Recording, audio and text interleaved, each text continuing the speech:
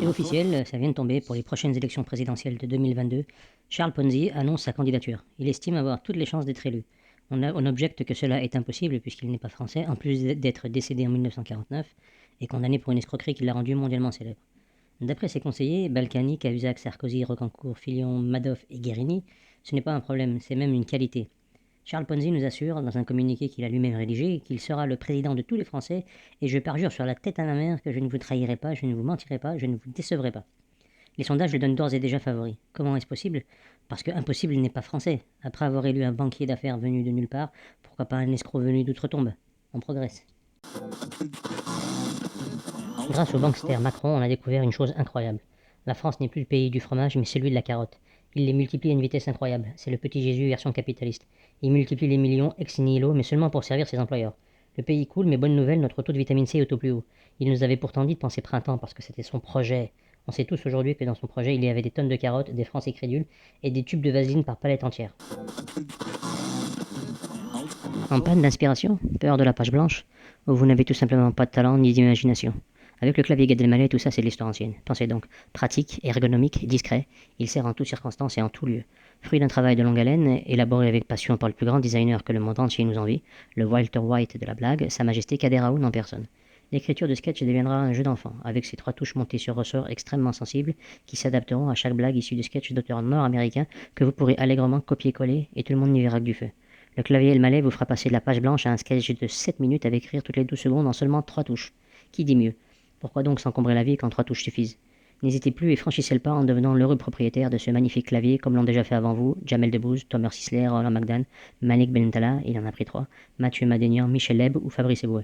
Le clavier Elmaleh, c'est le clavier qu'il vous faut. Offre exclusive internet, pour un clavier Elmaleh acheté, vous recevrez un clavier Elmaleh que vous venez d'acheter.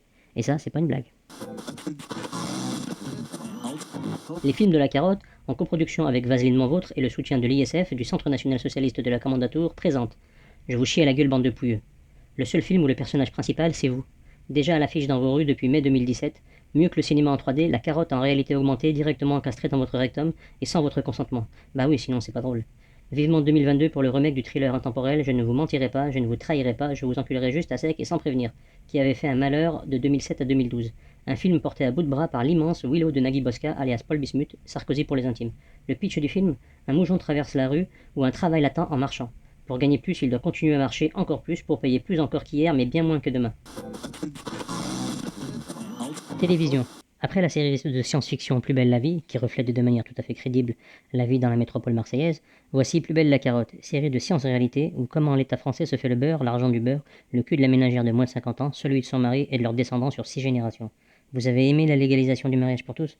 Vous allez adorer la sodomie pour tous. Une bijouterie braquée ce matin à Paris.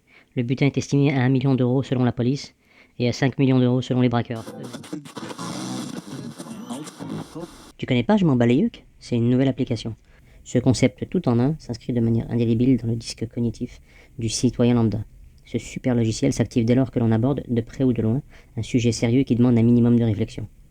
Une fois en marche, Je m'en bats les yeux va se lancer à la recherche de la moindre trace d'un semblant d'esprit critique, parcourant inlassablement tous les recoins de votre cerveau, et s'il détecte la présence d'un début d'esprit critique, prêt à analyser de manière impartiale la discussion à laquelle vous participez, sa tâche se résumera alors à l'étrangler à main nue jusqu'à ce que mort s'ensuive.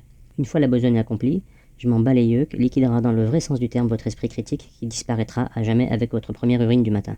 Et pour cela, il faut remercier la télélobotomie, sans qui rien n'aurait été possible pour le travail d'abrutissement accompli depuis près de 60 ans. Il faut reconnaître que d'avoir réussi à rendre futile la raison et raisonnable le superficiel relève de l'exploit. Chapeau. Au chiotte l'esprit critique et vive la lobotomie intellectuelle. Appel à témoins du secrétariat général du ministère de l'écologie, du brassage d'air et de la délation durable.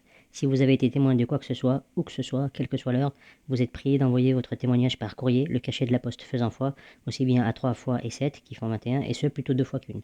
Courrier à adresser à monsieur le délégué régional du département de la commune du canton pas loin de là où j'habite, et grand superviseur de toute cette histoire, qui classera logiquement l'affaire sans suite. Et si j'ai rien vu, alors il faut nous écrire pour nous le dire. Cutter? Pyramide? Avion? Chinois? Lapin? Poule? Ah oui, j'ai trouvé, Sarkozy en 5 mots. Est-ce que vous saviez qu'au Japon, Honda a rappelé 40 000 voitures? Elles avaient un défaut. Est-ce que vous saviez qu'en France, Renault a rappelé 40 disques? Non, je déconne, faudrait déjà qu'il arrive à en vendre. It's one small step for man, one giant leap for mankind.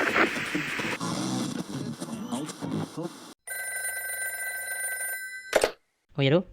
Si tu peux voir ce qui n'existe pas, conçois dès lors que tu peux ne pas voir ce qui existe.